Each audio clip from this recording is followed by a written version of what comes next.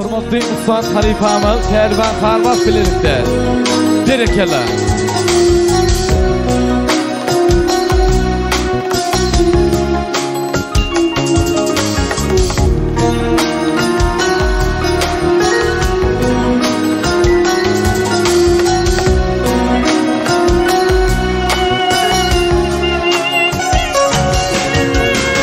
İçkin tanacak olacak Terkeşen çağın Katnaşan dostluk Doğandan meter Hiç olsa bilinmem Varlığın yoğun Terkeşen dost kadın Aşnanan meter Çandol şerik Adam rayına ışına Çandol hormat koyar Gelir karşına Çandol sağı koşayım Tercih başına Çandol sevdin ağır Lukman'dan beter Bir başa bir ölüp Bir yem ayrılır Çandol kıyın önümden Gitmez savruluyum Çandol ayvın bolsa Aygar doğruluyum Çandol kene kadır Dermandan yeter Halifa sağ ol Ağrımın evvela benim korkun Halifa Bugünümüz halifamız öz şagirdi bilen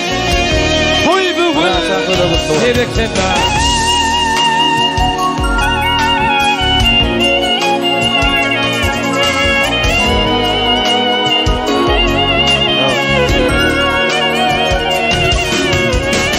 Dostlar aş başına Zıhrıda çeter Dostlar doyun günü Doğdu mu deper Başka dostlar görüp Yetirir deper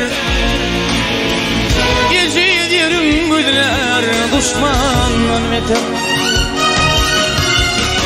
Dayansın güçalar Eginden Halaşlarsın uçar bugünden Adamla bu azgı yazsa bugünden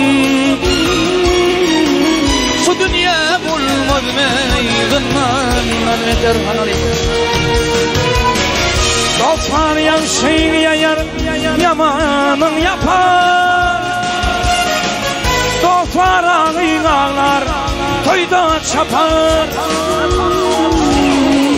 Dostlar derur diken Kuştuydun kapar Dostlar başın orar Kanundan yeter Ağaylar dinliyordum şayında Kudratım güçlüdü Dostluk eyanım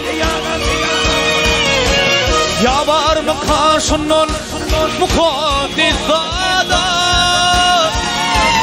Şunda terör Tahtı eyvandan yeter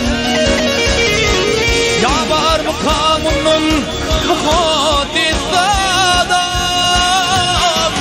Şunda terör Tahtı eyvandan yeter